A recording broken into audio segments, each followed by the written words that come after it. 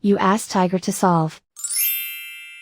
This deals with linear equations with one unknown. The final result is v equals -8. Let's solve it step by step. Simplify the expression. Expand the parentheses.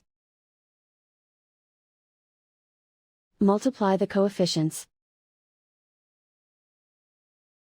Simplify the arithmetic. Swap sides.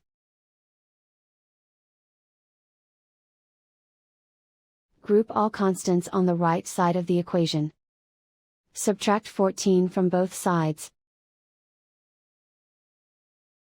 Simplify the arithmetic.